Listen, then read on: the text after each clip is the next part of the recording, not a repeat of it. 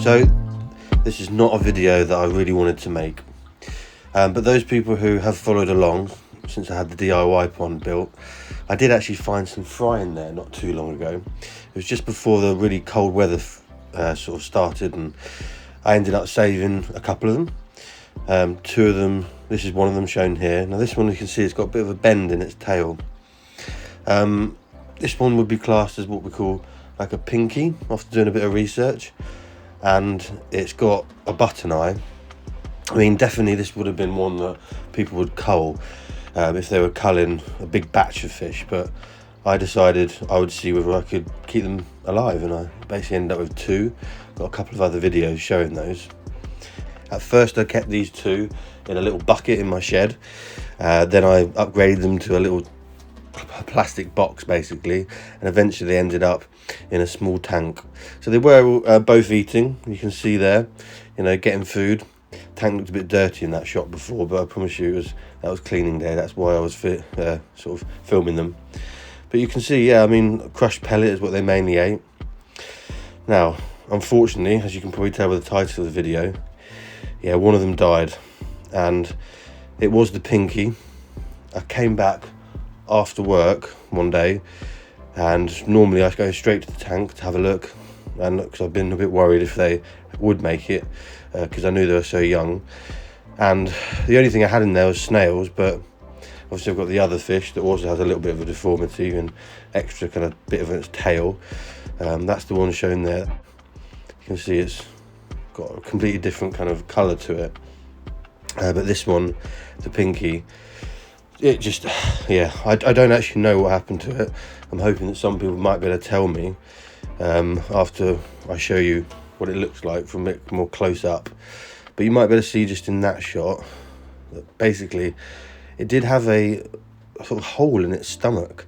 It had maybe a bite mark. I'm not sure whether that has come from the other fish or a snail would do that. I don't think so, but it was quite unusual, you know. I did end up removing those snails. They were eating the waste food, but actually you can see ended up causing loads of detritus in the tank. So here's a bit of a close-up. If anybody can tell me what they think has happened to this fish, please do, because, you know, I'm here to learn. I'm hopefully going to be breeding more fish in the summer, and these were kind of what I'd say was my practice attempt at it, really. Hopefully that doesn't sound too bad. It was just my attempt at trying to do the best I can for these fish. You know, unfortunately, one of them has ended up, you know, not surviving, so pretty gutted about that, if I'm honest with you. As I said before, it would have been a fish that some people would have definitely culled straight away, but I was really interested to see how the markings may turn out, what it could end up looking like. And unfortunately that's not going to be the case.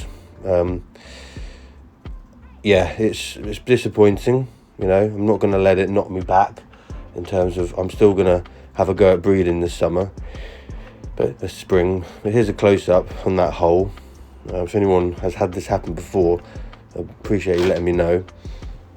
So that's it really. Unfortunately, we've just got that one left in the tank now, which I'm going to try my best to take care of as best as possible.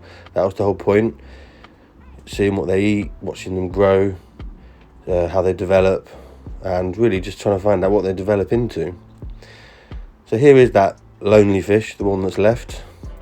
It does look quite strong and healthy, but it does have an extra bit of its tail, I believe.